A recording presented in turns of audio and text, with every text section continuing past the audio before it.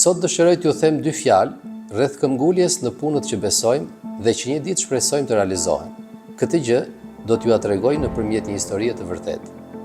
Bregdeti i Kalifornisë, ditën e 4 korrikut të vitit 1952, i shkapluar i gjithi nga mjegulla.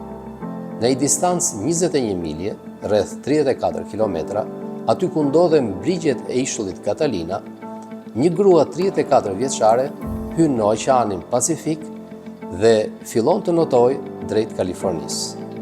Nëse ja del, do të bëhej gruaja e parë me këtë rekord.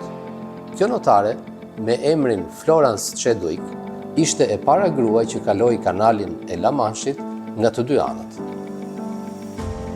Atë mëngjes uji ishte aq i ftohtë sa të mpinte trupin dhe mjegulla aq e dendur sa që varkat shoqëruese i dallonte me shumë vështirësi.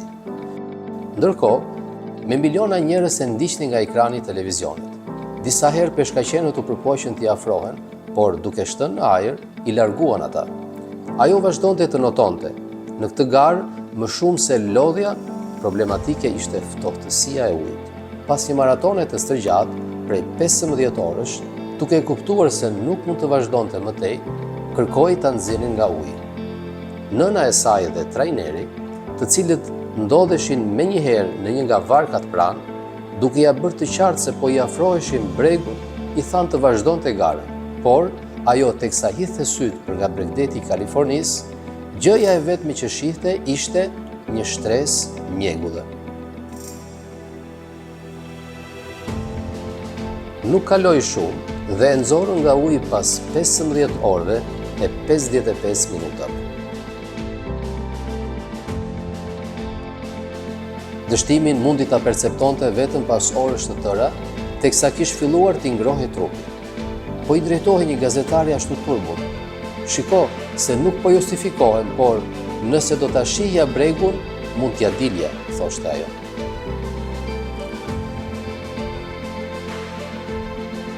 Kur e nxorën nga uji notaren, bregu i Kalifornisë ishte vetëm gjysmë milje larg, pra rreth 800 metra.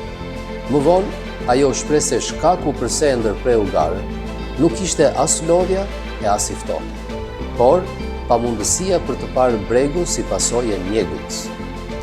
Në këtë histori shohim se mjegulla është shkaku i cili pengon nga arritjen e objektivit. Edhe kuptimi figurativ i fjalës mjegull është paqartësi mendimesh. Thuhet se shpresa mbi të gjitha është çështje besimi. Njeriu që beson ka shpresë aq sa ka besim. Notarja Florence Chadwick, pasi rehabilitohet dhe qartëson mendimet, mbushet sërish me shpresë dhe duke rinovuar besimin, pas 2 muajsh noton përsëri dhe këtë herë arrin t'ia dalë mbar.